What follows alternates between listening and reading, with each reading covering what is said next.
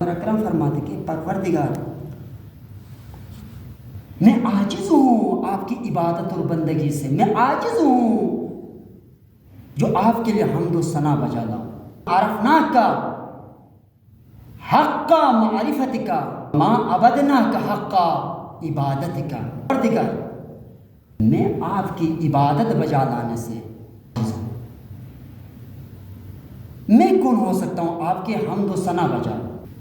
بس یہاں دیکھا جائے تو کوئی بھی انسان اللہ کی معرفت تک نہیں پہنچ سکتا ہے کہ حمد کیسے کرے، وہ اس طرح سے جو امام نے خطبے کے اول میں عاجزی کے ساتھ بیان فرمایا، الحمدللہ الذی لا یبلغ مدحتہ القائلون، حمد و ثنا اس ذات خالق دو جہان کے لیے کہ جس کے لیے کوئی جن و انس خدا کی معرفت اور خدا کی حمد و ثنا بجا نہیں لا سکتا، عاجز ہے۔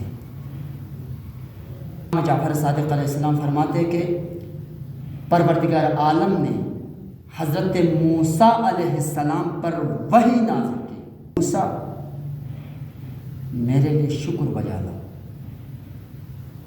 تو موسیٰ علیہ السلام نے فرمایا پروردگار میں شکر بجا لاؤں ہو سکتا ہوں، آپ کے لیے شکر بجا لاؤں؟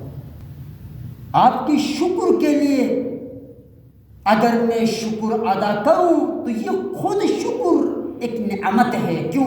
اس لیے کہ آپ کے شکر کے لیے آپ نے مجھے موقع دیا، وقت فراہم کی کہ تاکہ میں اس وقت اور ٹائم کے اندر آپ کا شکر بجا لا سکوں، اور شکر کے لیے زبان دیا، مہلت دی۔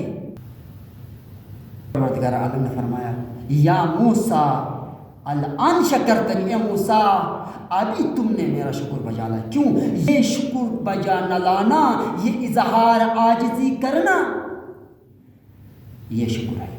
علماء و مفسرین بیان کرتے کہ شکر کیا ہے، حمد کیا ہے اور مدح و ثنا کیا ہے، اس کی طرف نہیں جاتا ہوں۔